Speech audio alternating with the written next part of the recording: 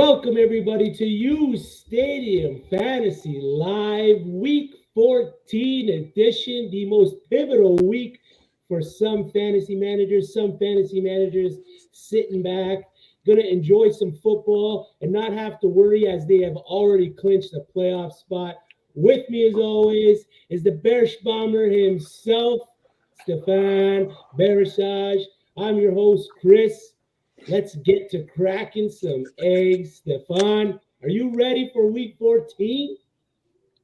No. You know why? Because I have the worst bye weeks across almost a lot of my leagues. But thankfully I've clinched a playoff spot. So this week I don't have any bye weeks in place, sadly. But you know what? Hey, it's okay. As long as I made the dance, I got my tickets. Yeah, I got 6 of 7 tickets already. So I'm having a good year. getting pretty. I like This is it. the week I just gotta sit straight. Okay, next week this is like my bye week. Let the players rest. We have playoffs next week. Hopefully Let's just everyone comes out healthy. That's the please. biggest thing. I know in the one league we're in, you lost you lost Lamar, you lost Kenny Walker, you lost your bye week. I You lost lost to this you guy. with And then it Mike might be you and I Evans. in week one of the playoffs.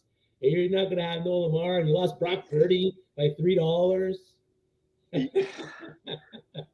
Oh, you have no. I put a claim in at like 2 in the morning. I wake up. I'm like, oh no, I need a quarterback. $100. And I haven't touched waivers people and all year. I'm like, okay, need my quarterback. Who's gonna bet $100+ on Brock Purdy? Who's gonna be that guy? $3. I lost out by $3, and now I have no quarterback. I gotta just take it to the chin this week and come back next week. You're sick for that one. Just might have some audio issues here. Check, check, check. But I'm still good. we are ready to go. Meet that one.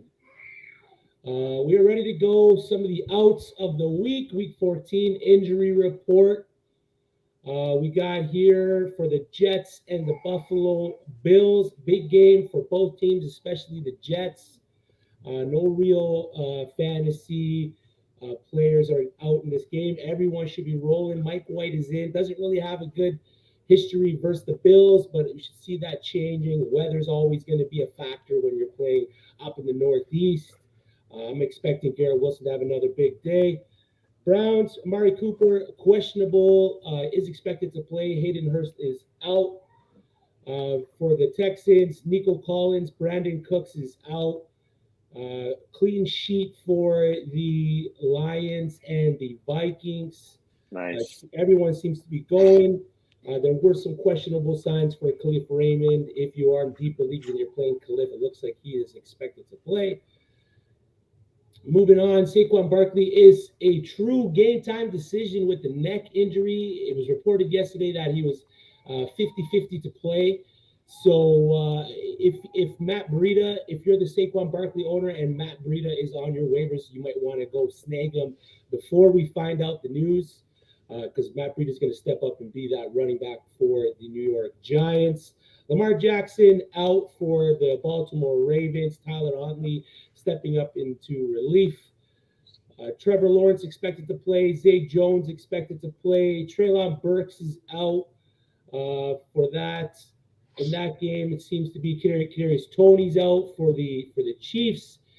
Nothing out of the usual there. Cortland Sutton out for the Denver Broncos. Jerry Jeudy steps in as the wide receiver one.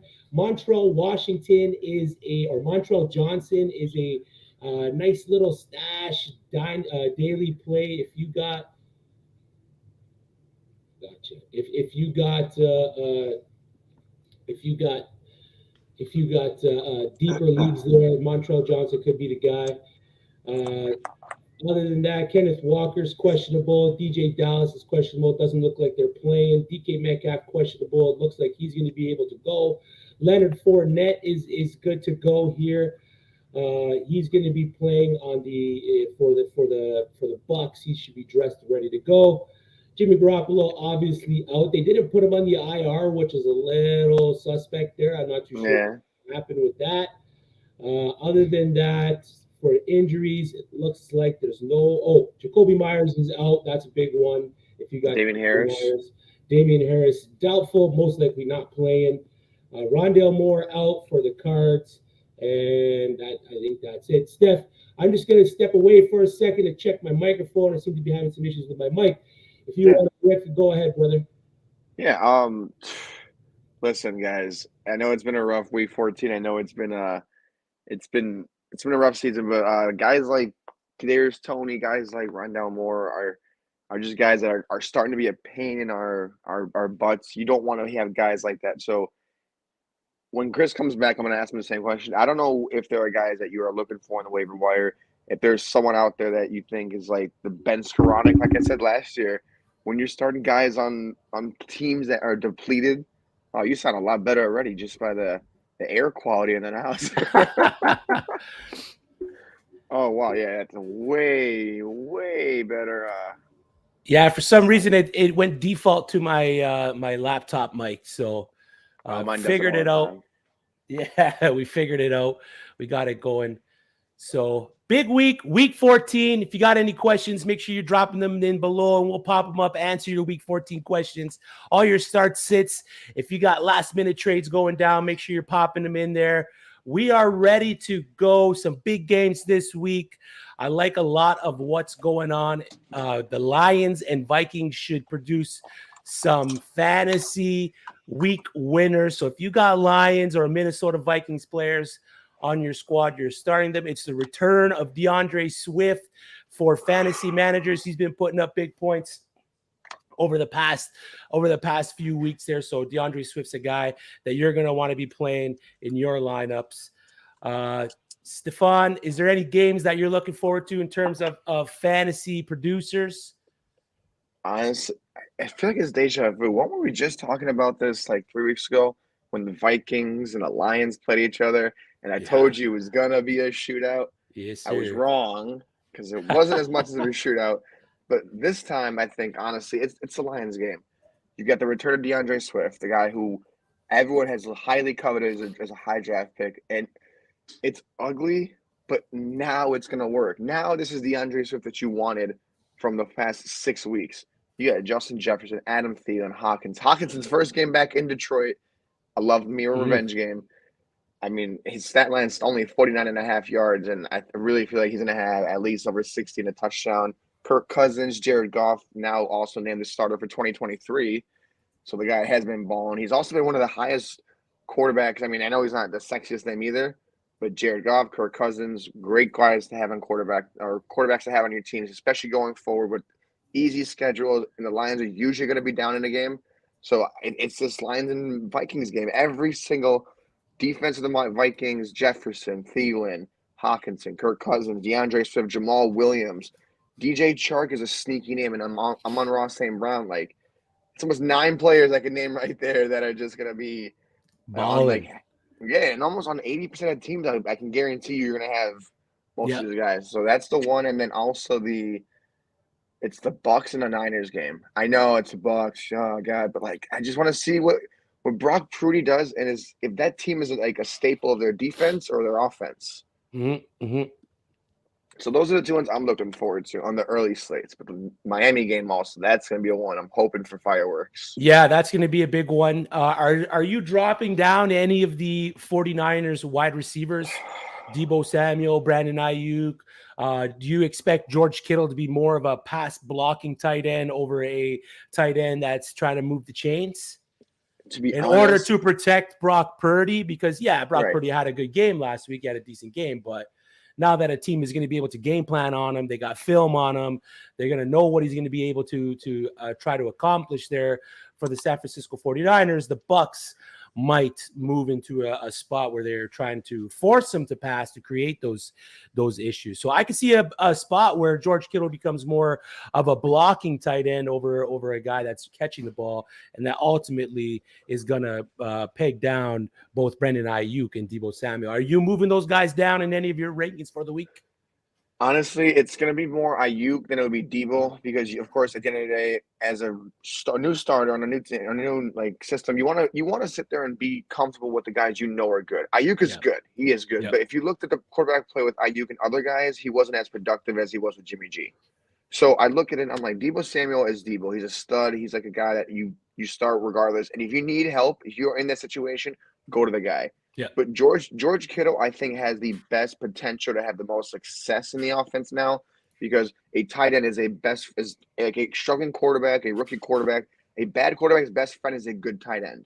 So when in doubt and you need that 5-6 yard mid run, whatever, George Kittle will be that guy. And I know he has a great pass blocking, but I just feel like he in the pass game today will be utilized because they're going to shut down Debo and they're going to try to shut down Ayuk. They're going to try to zero in McCaffrey, but you only have so many guys you can zero in and keep up with these speedsters. And then George Kittle up the middle. I mean, Levante David, Devin White, they're dogs, but George Kittle's got that he's like a WWE wrestler. He's gonna sit there, you're gonna attack, you want to tackle me? He's I'm a gonna knock your player. ass Yeah. out. Yeah. So Yeah, I think Kittle is Debo Ayuk. Yeah. Over the past 3 weeks, George Kittle is tight end 2 in terms of fantasy points with 29.7. You want to take a guess who's number 1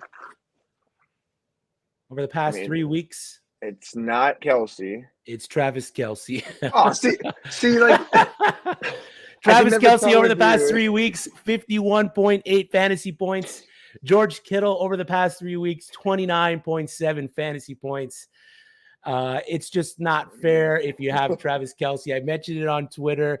He should just be retired, man. Just hang his tight end jersey up in the rafters or make him a wide receiver because it's just not fair.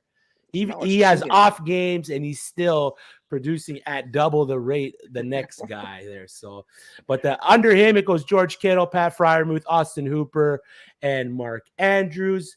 Tight ends against the Buccaneers have been doing well. The Buccaneers on average have led up the 4th most fantasy points to the position. So George Kittle could be a player that Brock Purdy leans on coming into the week, or he could be a guy that just decides that he's going to block. He's going to block for him, and then that's he's not going to be much of a producer in terms of fantasy. So I'm definitely marking down, but a guy I'm not moving down is Christian McCaffrey. Really? You think even with the injury, he's going to be like? I mean, I get injury, I know McCaffrey, but are we talking a full 23 carry workload? I don't think so. Are we talking 85 to 100 yards? No. I know it's going to be one of those ugly games where it's a 37 point on over under, and I hate to say fantasy people or bettors, but when you look at certain fantasy lines and you look at certain betting lines, you gotta kind of read a game script there. Yeah. So if you have to start these guys, start them. I'm not saying to bench these stars, but don't be surprised if this is one of the lower scoring, uglier games where it's just like, man, it's just offense is getting stalled out. 2 good defenses, 2 offenses that are good, but they do struggle. So it's gonna be one of those days. And it's in San Francisco, I'm guessing, because I'd probably be at that game if it wasn't. Yeah, it's definitely suboptimal in terms of fantasy producers for the San Francisco 49ers. Another game that I'm finding intriguing. I'm not too sure how many fantasy points are going to happen in this game, but it's the Jacksonville Jaguars versus the Tennessee Titans. You know Derrick Henry's going to get his. It's a divisional game. The guy always balls out in divisional games. It's tractorcito time. It is mid-December. No one wants to tackle Derrick Henry when it's minus temperatures out there, when it's cold. It is in Tennessee, so it isn't going to be that sunny over there. It's definitely not Jacksonville. Yeah, Trevor Lawrence, who pretty much missed practice all week with that foot injury, but he should be good to go. Zay Jones is a guy that they're going to target often. Christian Kirk should be involved. They did waive Darrell Henderson, so there's no issue with starting Travis Etienne here. If you got him, you're plugging them in. Treylon Burks is out for the Tennessee Titans. So if you were to pick a wide receiver that is going to produce for the Titans with Treylon Burks going down for the week, he's still in the concussion protocol after that amazing catch for the touchdown versus the Eagles last week.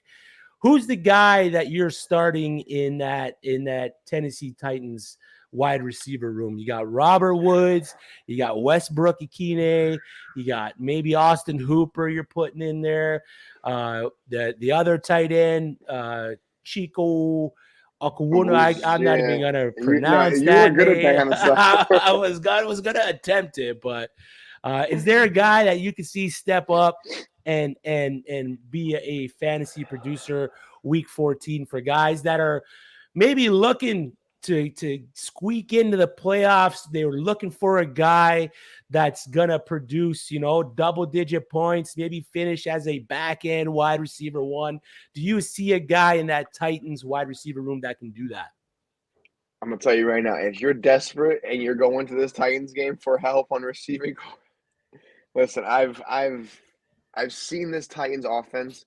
You've seen this Titans offense. You've seen them throw for 300 yards, and then you've seen Tannehill not even go for 100 yards in a game. Yeah. I really think that this is going to be one of those games where, with Burks out, I mean, Akini is good.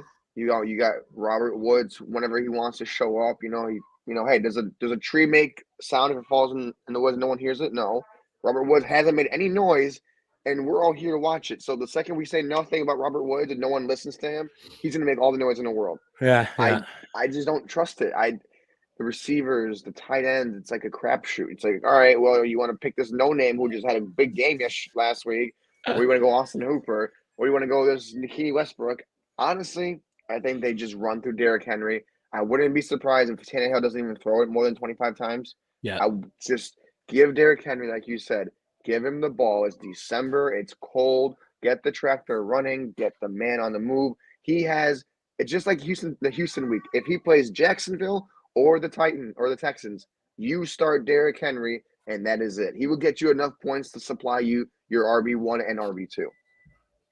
If I had to choose, if I'm throwing darts, if I'm like, I need a win, give me Westbrook. I think anytime he's been thrusted into the position, he's been good. 3 weeks ago, he had a 2-touchdown game off 3 to 4 catches, but the guy is producing when no one else is there. And you got Robert Woods, Westbrook, and 2 tight ends. Someone's going to eat somewhere, and I do think it's Westbrook. It's such an ugly – it's so ugly because we know it's going to be a crapshoot, and we know Derrick Henry's going to touch the ball 6,000 times. He's going to have 2 or 3 screen passes. Yeah. But yeah. Listen, I wouldn't touch him if I were you guys, but if you had to, Westbrook. And if you do, just show us if you get the win, and if he does well, send us a screenshot. We'll send you some points because you had the balls to do it. Yeah. Both teams, though, aren't the greatest versus the wide receiver. Both teams aren't the greatest versus the quarterback. If you're looking, we got a question here, Trevor Lawrence or Geno Smith in terms of who he should roll this week. The Titans allow the 4th most points to the quarterback on the year. The Jaguars allow the most points on average to the wide receiver. The Titans allow the, I think, 6th most points on average to the quarterback. So Trevor Lawrence is in a spot where he has the opportunity to throw the ball all over the field. My only worry is with the foot injury. Yeah. He's not going to be running the ball as much as you would hope for in this game versus the Titans. So I'm gonna lean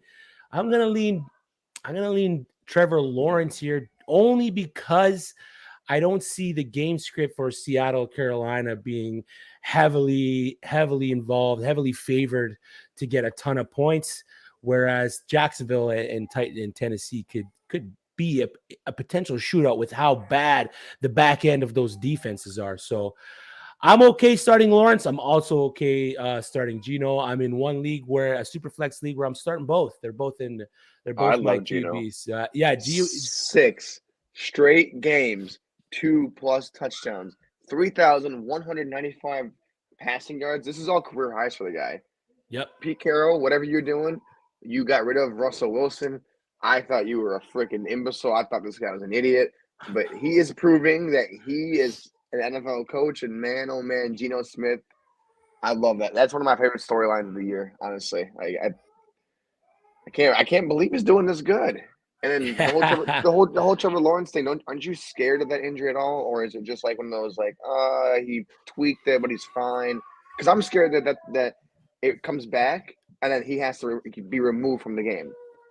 That's definitely something that I've been thinking about. Is if they're getting blown out, if he gets rolled up on. I mean, Something. they're out pretty much. Like, they may not be mathematically out, but the Jaguars are out of playoff contention. So you don't want to put your franchise QB in a position where he could be out even longer, or he could have more potential of more of a severe injury.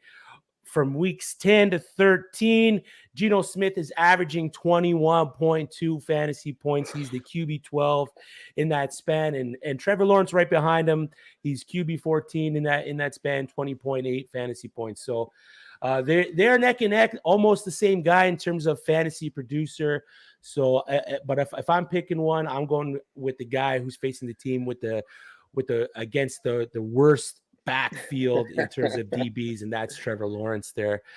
He's got the better help in terms of wide receivers. He's got the dump down running back in Travis Etienne, and he's got a tight end who's emerging as a almost weekly tight end one in Evan Ingram there for him, which is crazy to say. I know.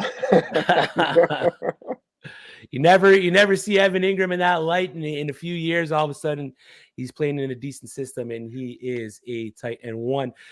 Do you see Deshaun Watson turning it around this week against the Cincinnati Bengals?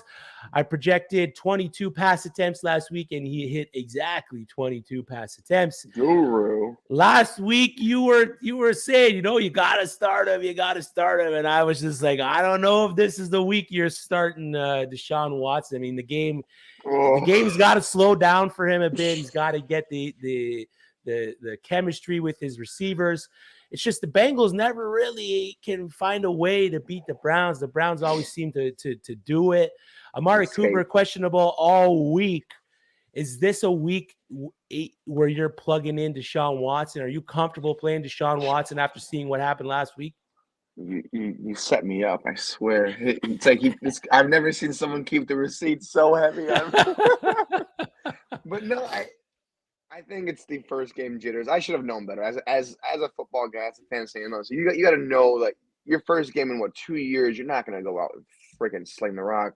Yeah. But when they're giving you Houston week one, like his week one, it's like it could have been made more of a better script for him to come out and just do something.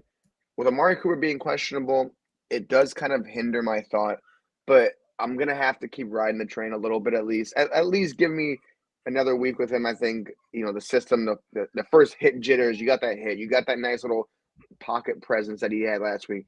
Give me Deshaun Watson to not start. I don't think he cracks the top 15 this week. Now watch. Please, just listen to what I'm telling you, and I want you to just listen to the other version of what I'm telling you. I'm telling you my version, but just be prepared for like a blowout game for him where he just blows up and just like, hey, listen, I'm back. I think he will throw 2 touchdowns.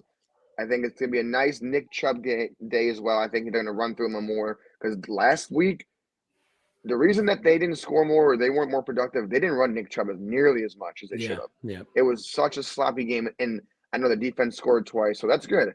But I think Deshaun gets it. Even with Amari Cooper questionable, the guy can be doubtful. He'll come out and he'll still give you the best game. Yeah. So I think Deshaun Watson, give me at least 25 completions. I think that they want him to sling the rock a little bit more. And give me completions. I think they're going to have to. So he's throwing the ball about 35 times? I would say if the second week in a row. I mean, I know they're not, unless they're like, hey, we have nothing to play for. No, I want my guy to go out, and I want you to, like, listen, play the damn game. I don't care if we're 1-17. I want you to go out and want to see what we got. I want you to win a game.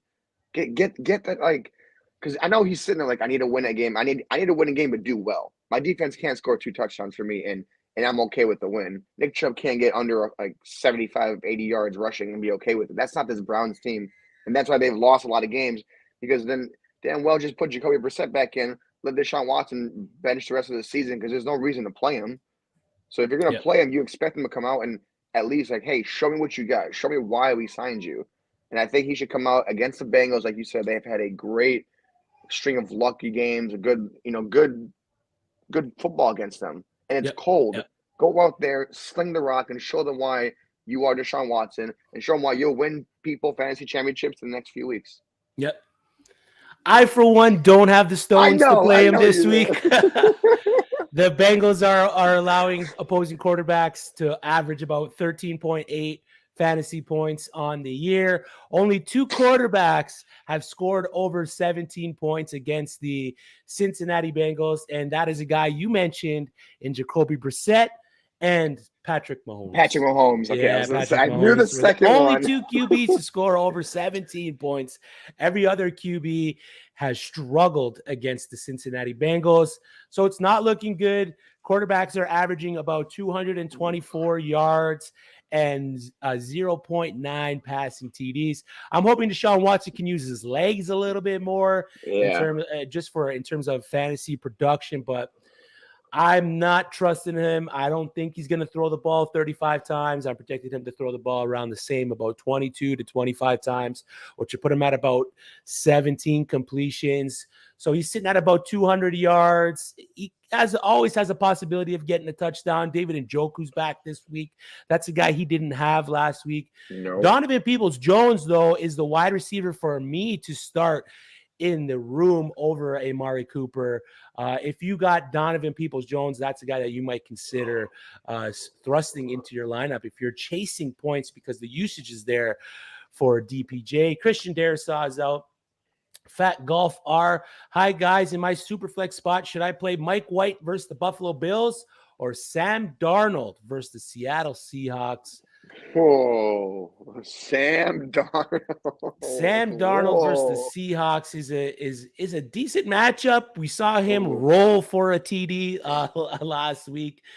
Baker Mayfield is out of Carolina, and you got Mike fucking White against the Buffalo Bills. Get your Mike fucking White shirts now at the uSTADIUM store. Make sure you're visiting there. You're picking up those shirts. Those things are hot right now, hot off the press. Make sure you're jumping into the uSTADIUM store and you're grabbing those Mike fucking White shirts. There's also other shirts as well in that uSTADIUM store. If you're not a Jets fan, if you want to look outside, there's a Lamar Jackson shirt there. I think there's a Josh Allen shirt. There's a bunch. Make sure you're grabbing those Mike fucking White shirts. But who do you like here? It's got to be Mike fucking White. I'm sorry. Right? I'm sorry. Like, unless okay, I've had like a little inside joke with a bunch of my buddies in the years before. When Sam Darnold was playing on the Jets and he had that nice 50-plus yard run, and then he started somehow having like some nice little running touchdown plays, I call him Lamar Darnold because when he wants to put the Jets on, we've seen the big plays when he wants to run. But, come on. It's Mike White. I don't care who he's going against. Buffalo, I know, stout defense, but they are the worst. They are the worst secondary to receivers in the last 3 to 4 weeks. Are getting cooked. Their cornerbacks are sitting in the back of the end zone cooking them hot dogs while Garrett Wilson and those boys are like, hey, you going to take us serious or not? You've got a full plethora of receivers, Corey Davis.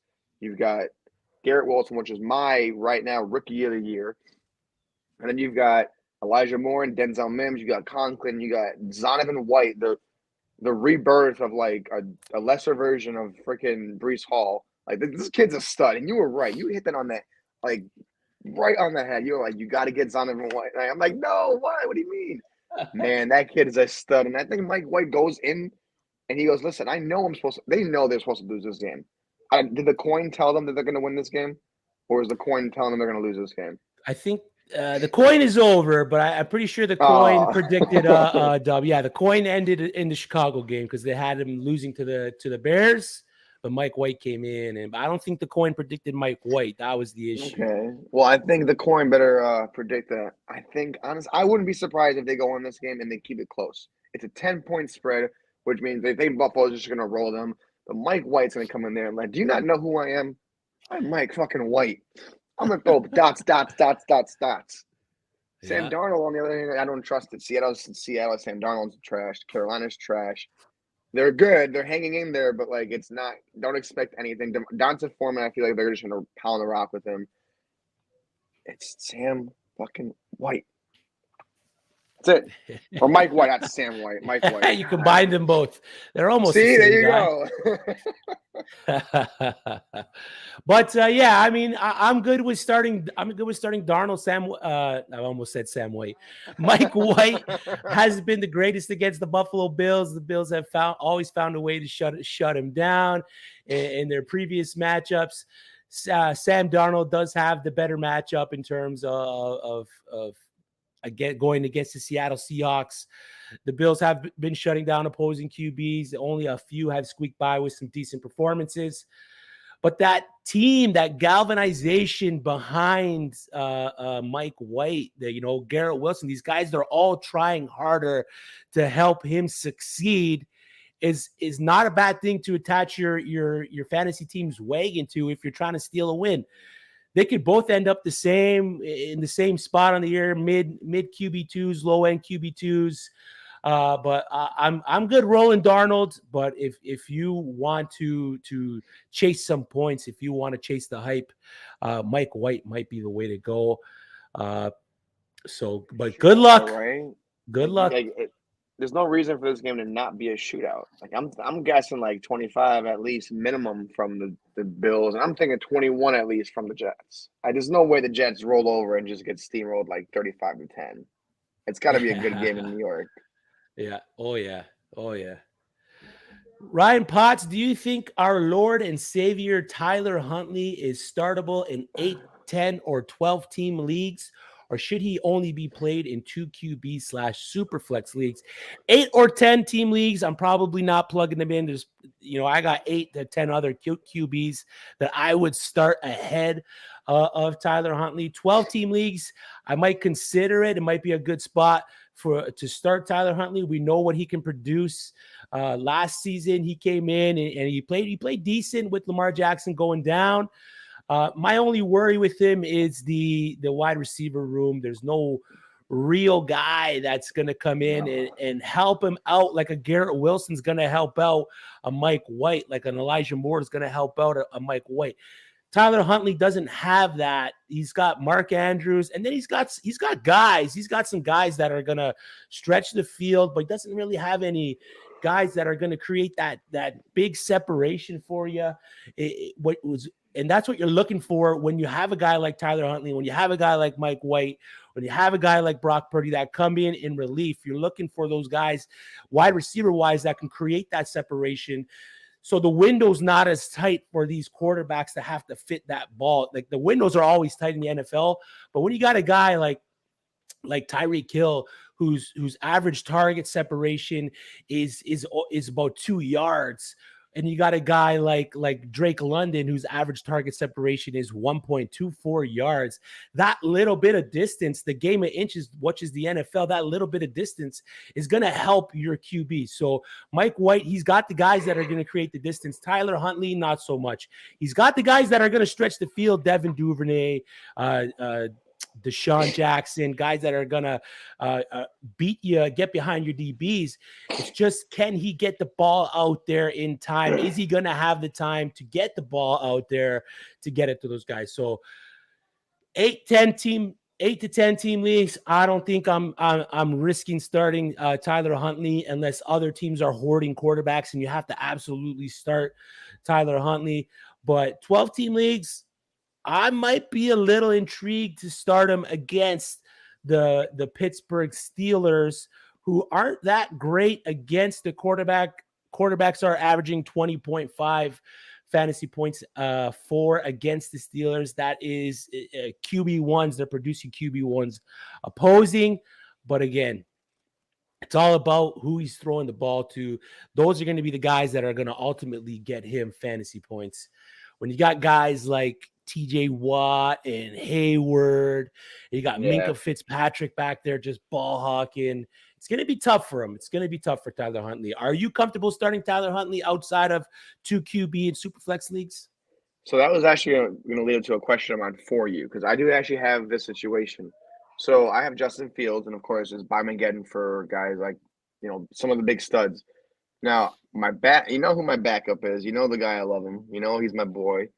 But would you take a shot? Because I'm actually contemplating benching Tom Brady for Tyler Huntley, but I kind of like I'm weary because of what you just said.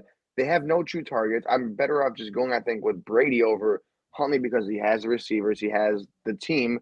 But would I start him over Trevor Lawrence? I feel like yes. Would I start him over Sam Darnold? Yes. Mike White? Yes.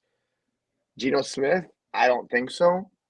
So 12-man leagues, even then, I'm like, it's got to be like a really like, because the matchup is, it's not easy. It's a hard matchup. He's a backup quarterback. Let's be real.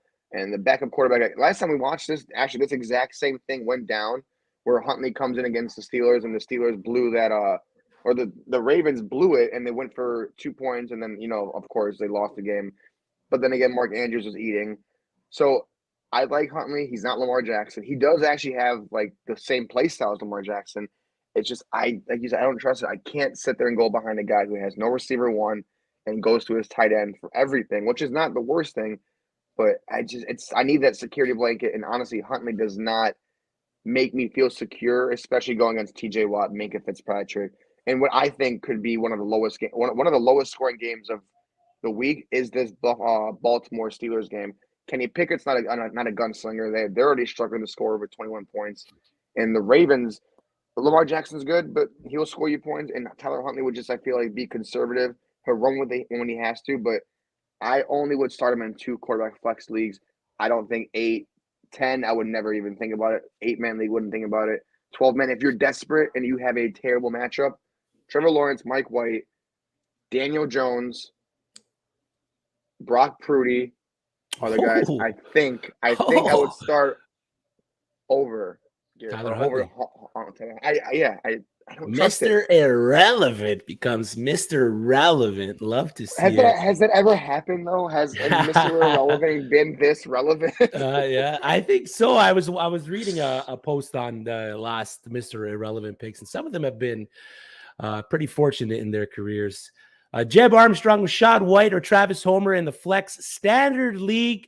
Standard league, I'm going Homer. White with Fournette playing takes a little bit of a step back. If it was a PPR league, I'd probably lean Rashad White just a little bit. But no Kenny Walker, no DJ Dallas. Travis Homer becomes the guy for the Seattle Seahawks against the Carolina Panthers, who are allowing 18.33 fantasy points against on average for the season. They are a bottom 10 team against the running back, whereas the 49ers are the number 1 team against the running back. So even if Leonard Fournette was out in a standard league, I may even consider starting Homer in the spot start over Rashad White. Rashad White, great spot start when he came in, did the job for fantasy managers, but Travis Homer for me this week in standard leagues. I can't go wrong with that. I mean, it's week 14. You need a dub. You need to be smart with it. And it's funny because guys like Travis Homer are guys who will win you this week, who could win you next week. So don't be like, oh, why would I start? Like no, Chris, you're crazy. You're going to start a stud like Rashad White and bench him over Travis Homer? Listen, man. Matchups matter, baby. Matchups matter, and volume is there. Seattle's on a winning side. I wouldn't be surprised if he saw 20 carries, to be honest with you. I wouldn't. Because Seattle is a good, well-rounded. I can't believe I'm saying this, but there's such a good, well-rounded offense now. Agreed. Stefan, give us your parlay for today. Okay. Do you want like a one that's going to be like a dart throw, or do you want one that I actually looked up and searched? Give us a money-making parlay. All right. So you're going to take the over in the Minnesota Vikings-Lions game. Yeah. You're going to take the Eagles. Now, if you're going to take the Eagles, dumb down that spread to 6.5.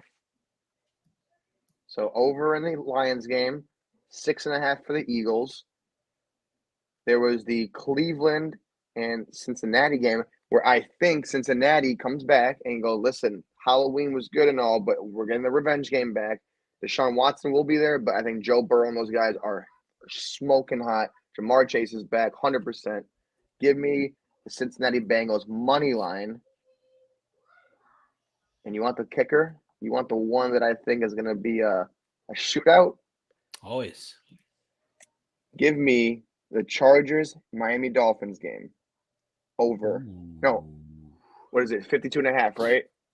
Last time I checked, it was a 52.5 point over under. I think tonight the Sunday night football streak ends with this under garbage play, and you give me a shootout in LA, and that's a 3-team leg parlay, Eagles plus 6.5, over 52.5 on the Lions Minnesota Vikings game, and give me the Cincinnati Bengals money line, and then the Chargers Miami Dolphins over. Calculate that, put $100. If you do $100, give me half your money, and I'll be happy. There you go. And I got a little three little one here. I got Deshaun Watson, longest completion under 36.5 yards. Okay. Last week he had 0 attempts longer than 30, 1 longer than 20, and 6 longer than 10. And he's facing one of the best defenses against opposing quarterbacks in the Cincinnati Bengals. Okay. Miles Sanders over 63.5 rushing yards. He is the RB1 for the Philadelphia Eagles. And Amon-Ra St. Brown, longest reception over 24.5 yards. I like that. That's very like a nice little detailed. I'm tailing that one. There you go. There you go. So a nice little one there. We're gonna we should make it takes on the uSTADIUM app. If we're gonna look at the takes that are live right now, I've created a couple on there. Let's hop into the uSTADIUM app and look at some of these takes. Fantasy I've takes. Actually got one. You got a fantasy take? I'm gonna wait, but before at noon, I'm gonna post a 10,000 point fantasy take like the AJ Brown one. You guys all, whoever disagreed, I gave you free money. He came up 6 yards short of the 125 and 2 touchdowns. Ooh. But wait, because after we're off on this show, I'm gonna go to Frankie. Frankie, I need a loan. I need some money. I need to make the family happy. I gotta feed the kids. So look out for the big little, I'm going to call it like a bear bomb take. There you go. It's going to be one of those big ones. Either you win the free money and you go against me, which is you're pretty good doing, or you're the very few that stick with me and we're going to win some money. Here's some of the fantasy takes I like this week. Travis Kelce scores more fantasy points than any other wide receiver in 0.5 PPR format. So Travis Kelce ultimately finished as the wide receiver 1. Ahead of anybody else. It's a 2,500 point take. Agree or disagree on that. Hop into that take. Another one I like here. Tyler Huntley finishes as a QB1 in week 14. It says week 13, but I think is a little mistake. There should be week. Was that Splash? No, that was one I made. Week 14. So agree or disagree on that one as well. It's 2,500 points to play.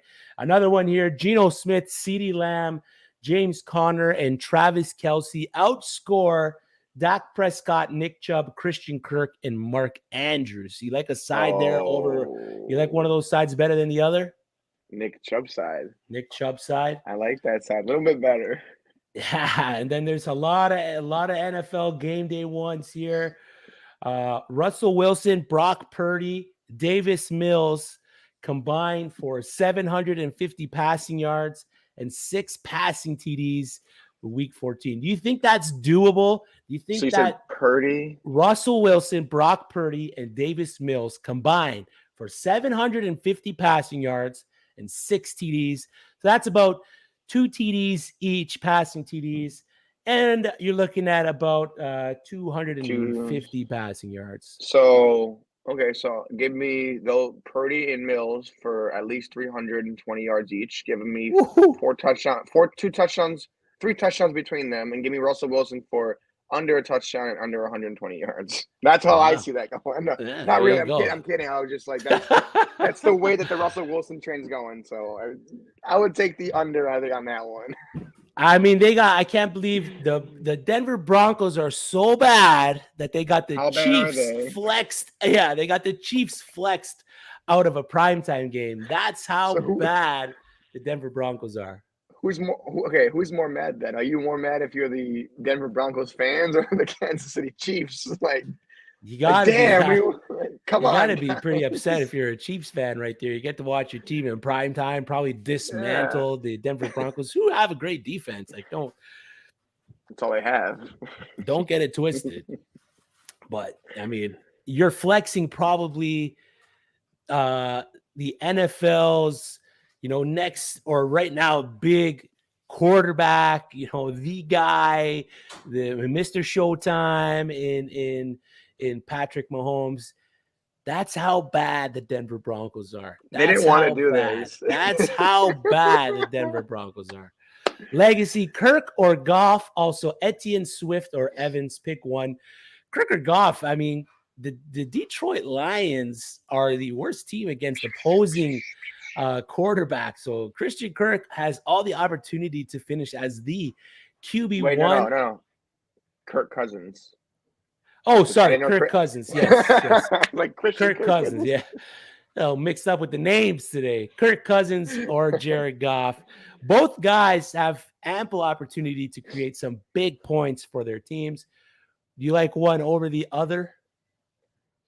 Listen, from Detroit is always right here for me. So, and I love what Jared Goff has been doing. I think Goff continues to do it. I think the Lions, just like last year, it was this stretch of the season that the Lions and Amon-Ra St. Brown were firing in all cylinders. We're 5-7. We want to go 6-7. Like, when do you see? Last time you saw a 5-7 underdog, the favorites against a 10-2 team at home? Yeah. If that's not screaming something, it's screaming Jared Goff wants to come out there and wants to show Kirk Cousins, like, hey, you got your little chains and you got this, but in Detroit, we give out the buffs. And if he beats Minnesota, you better get Jared Goff some buffs. You better make sure you put them on him during the game because they're going to sit there and they're going to ruin Minnesota's little hype dream because Minnesota wants to come in there. Oh, we're the underdog. We're 10-2, but they want us to lose. No, watch this. 10-2 dog. 10-2 dog. Kirk It's Cousins at 1 o'clock though. I mean, the amount of points, like how much points do you think gets scored this game? If you were to combine the points, what do you think they end at? 60? Over 42.5. Yeah, sure. Easy 40, bet over. Maybe 47.5, I would say. It's the worst pass scoring defense against one of the top 5 offenses. Yeah. I don't care what it is. It's going to go back and forth because Minnesota's defense is not that good either. Their corners are very susceptible to big runs, to big pass games, like and DeAndre Swift, Jamal Williams, Amon-Ra St. Brown, DJ Chark, J-Mo's back, Khalif Raymond's there. You got so many people now. It's great to be in Detroit because we're starting to win. Yeah, 5 wins is winning for us. So who do you like more, Kirk or Goff? Give me the buffs. He's gonna earn his buffs today. That's why. Yeah. You got Goff, and then pick one: Etienne, Swift, or Evans.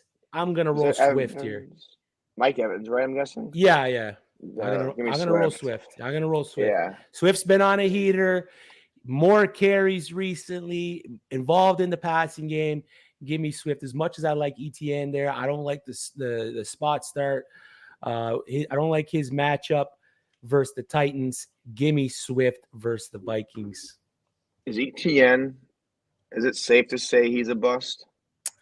Like from ADP wise, like because how like people got him early, and yet he had a few flashes of a few good games.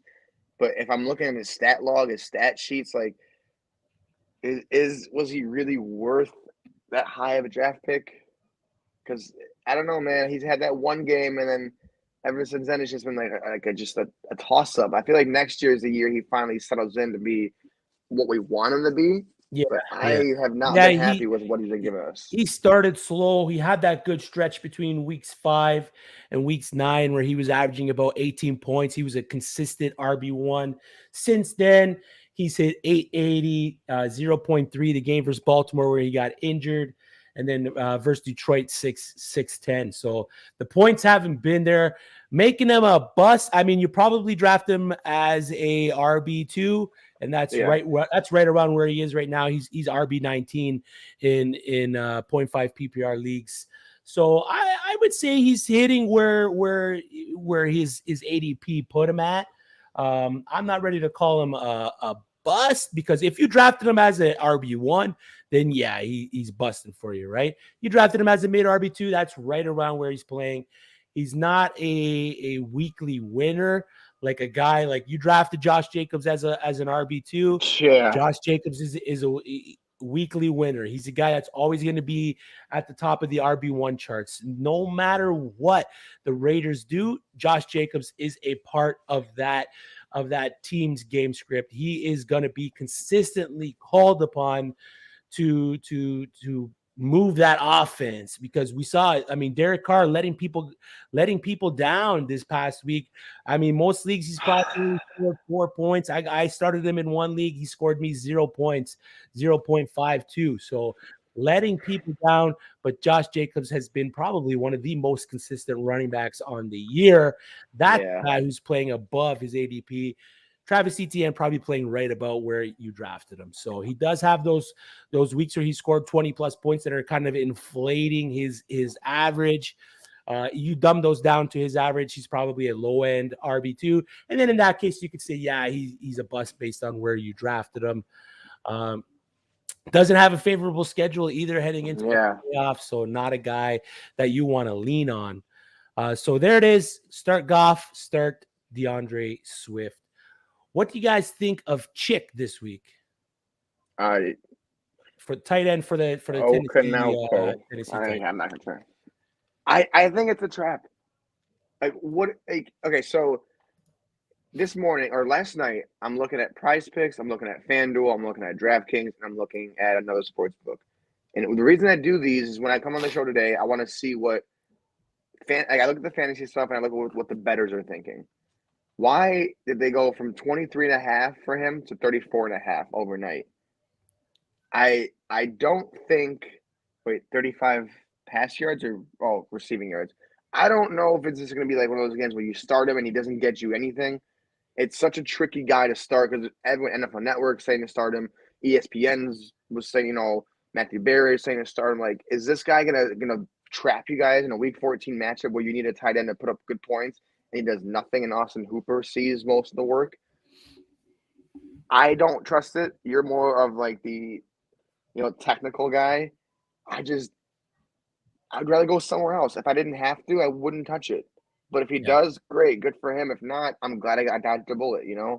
What's your thought on the guy? Because I have no real actual input after one game. If you need a spot start, if you need a guy, I mean you can start him. I could definitely see him hitting the over.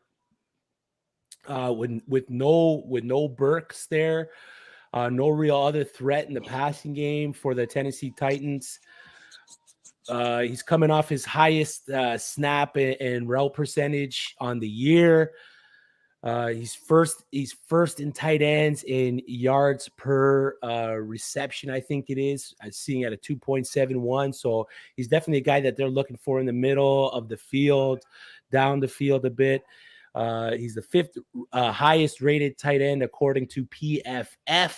So he's definitely a guy that if you're waiting for Darren Waller to come back, if you're looking for that spot start tight end, I can definitely see him hit that over of 34.5 yards. So I'm okay. I'm okay starting Chick if I absolutely need to, only because the injuries for the Tennessee Titans and who they're going against the Jags. I mean, the tight end landscape is a black hole as it is. I mean, the Jaguars are letting up probably the 10th most fantasy points on average to tight ends, but that number it's like 6.8 points. So they're not. Tight ends aren't world beaters against these Jacksonville Jaguars. They're not going to win you your week, but they can be efficient enough where you're not getting a zero like Foster Moreau did this past week. Oh. I started Foster Moreau. I told the guy asked me, he's like, should I start Foster Moreau? I was like, start Foster Moreau. The Rams are over the past 3 weeks are allowing, big averages. It's like 7 receptions, 80 yards, and a touchdown. The tight ends were averaging over the past 3 weeks. Foster Moreau comes out and drops a dang goose egg. One target. He just was, but the passing game as a whole for the Raiders was non-existent outside of Devontae Adams.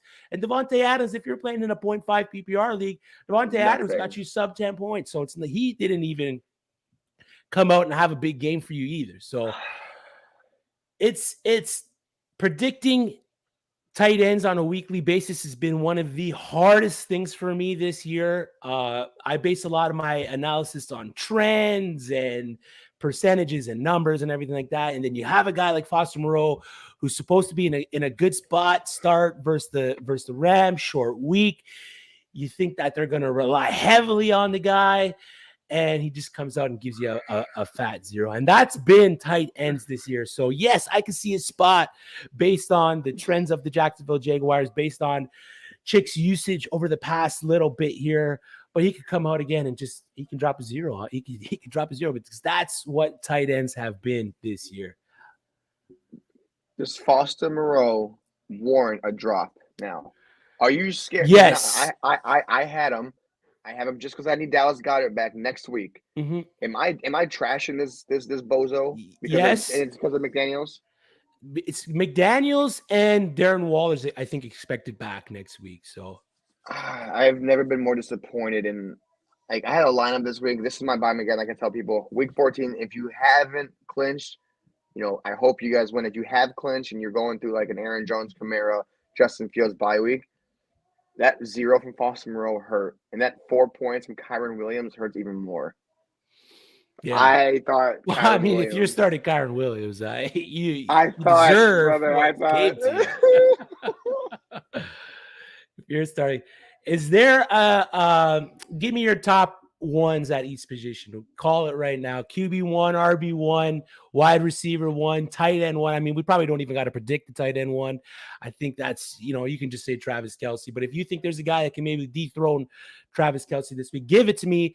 Defense 1, kicker 1. Who you got? Okay. All right. Evan McPherson, kicker 1. Give me the Kansas City Chiefs as one of the top defenses against Denver. I know, it's what Kansas City doesn't have the best defense. I love Kansas City this week. Give me George Kittle this week.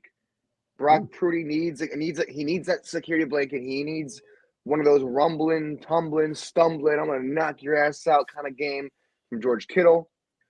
Give me Justin Jefferson as my receiver 1. I did it last time they were in Detroit. I'm gonna do it again. And the running back 1 is our boy, the tractor, the December man himself, Mr. Winter. Mr. Winter himself is coming. Winter is here. Derrick King Henry. Yeah. And the quarterback 1, the guy I think is going to come out, embarrass this team and show, listen, you mother suckers threw my team out of the primetime game because you suck. Oh, all right. Daddy. Watch You're going Russ Wilson as QB1? No. I'm going with the guy who's pissed because you took him out. Yeah. You took him out and listen, man, we can't play primetime. Why? We suck. Well, all right, now I'm going to make you pay for it. Because Mahomes, I would love to watch Mahomes on a Sunday night, and half of Kansas City would. Yeah. But, hey, I think KC defense and the KC quarterback are going to shred them. I agree. My QB1, I got Kirk Cousins, Kirk O'Chains, QB1 versus the Detroit Lions. It's going to be a shootout. I was torn between Kirk Cousins, Jared Goff, and Justin Herbert. I went Kirk Cousins there. My RB1 on the week is going to be Austin Eckler for the Los Angeles Chargers versus the Miami Dolphins. Mike Williams back for the Chargers. There is a take right now on the uSTADIUM app that Mike Williams gets injured before the end of the game. So agree or disagree. Hop on that take. My wide receiver 1 this week is going to be Justin Jefferson. I'm going to tie that to Kirk Cousins. It's going to be hard to not put Travis Kelce as the tight end 1 this week. But if there's a guy that could possibly do it, I don't think it's George Kittle, only because I see George Kittle being set up as a blocker more than a receiving tight end this week. But I'm going to go TJ Hawkinson for the Detroit Lions. If I have to pick a guy that isn't Travis Kelce. I'm going to tie the 3 Vikings in there. I think the Vikings have a big It's the game. revenge game for Hawkinson. It's know his first time, baby. My K1 is Cam Dicker for the Los Angeles Chargers. He's kicking in Miami. No snow down there. You don't got to worry about that. And then my DST1, of course, Dallas Cowboys. Hard to pick a team. Oh, yeah. Hard not to pick a team that's going against the Houston Texans. The Houston Texans opposing defenses have been absolutely lighting it up. If Kansas City and the Tennessee Titans team DST is on your free agency right now, that's a stack that you're going to want starting this week, heading into the playoffs.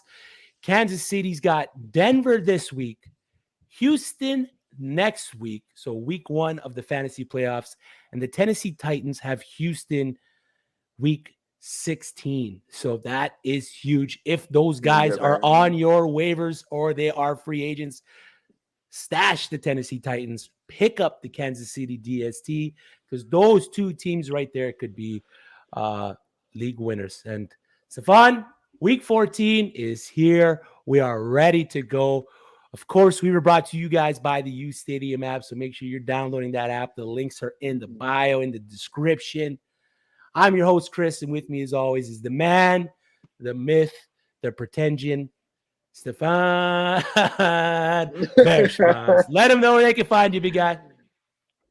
Real quick, on Twitter, you got me. I'm going to drop that hot take, 10,000 point promo. I'm going to sit there and think about what I want you guys – I want to know how you guys are going to take my money.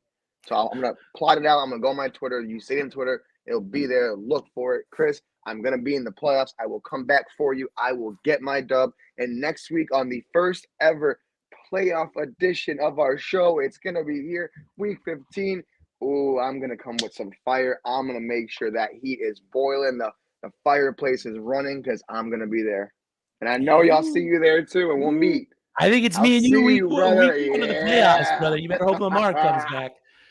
Saquon Barkley is expected to play for the Giants. Congratulations to the Heisman winner, Caleb Williams. Big season at USC.